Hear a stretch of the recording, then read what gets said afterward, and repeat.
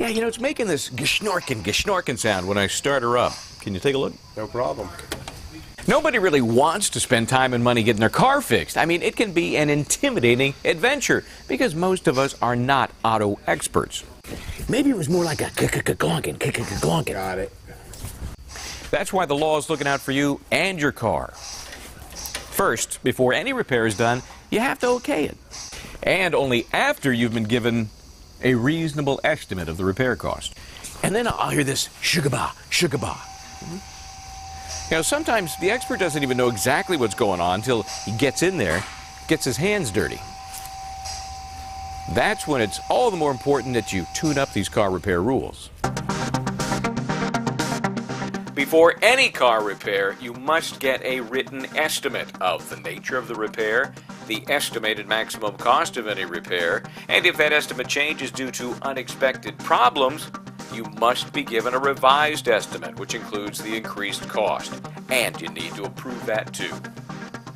What happens if you aren't told about the need for more work?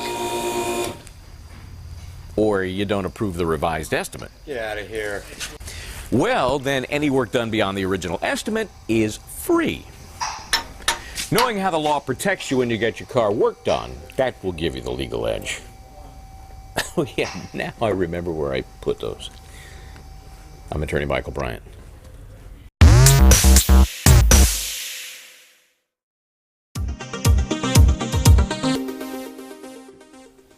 You know, it's not that hard to break your lease.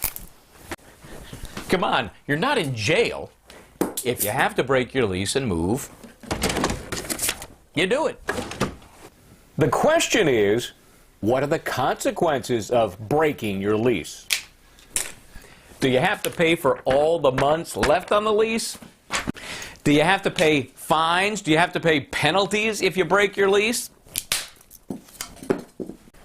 Yes, there is a cost to breaking a lease.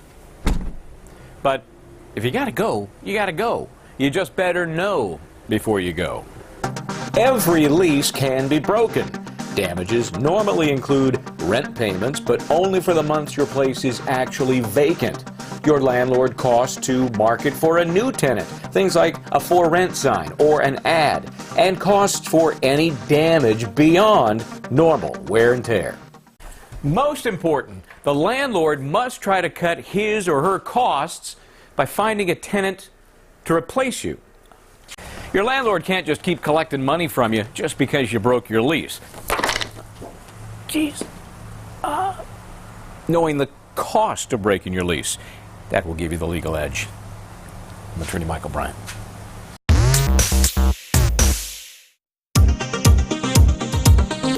In many cases of sexual harassment in the workplace, you know, the law that protects you from sexual harassment at work, it's getting complicated. A supervisor from another area. Is that sexual harassment?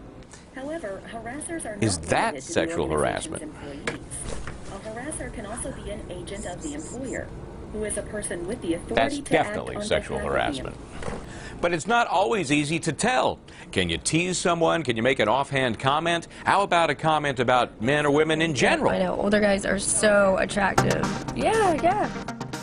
Clearly, sexual harassment at work includes unwelcome touching, kissing, hugging, requests for sexual favors, unwelcome sexual advances.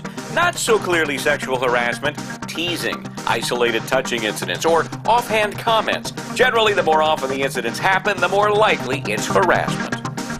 What about the harasser? Well, it can be a boss, it can be a coworker, it can be a client or a customer. Brian, working today? The single biggest question is whether the words or acts are unwelcome. Watching something on your computer that is sexual in nature and, well, not pornography, but is otherwise offensive, can be sexual harassment. Well, if you Knowing how the law looks at sexual harassment at work, that will give you the legal edge. That's disgusting. This is the company's sexual harassment video, and you were the one with the... Well, guess who all those sales... I'm Attorney Michael Bryant. Me.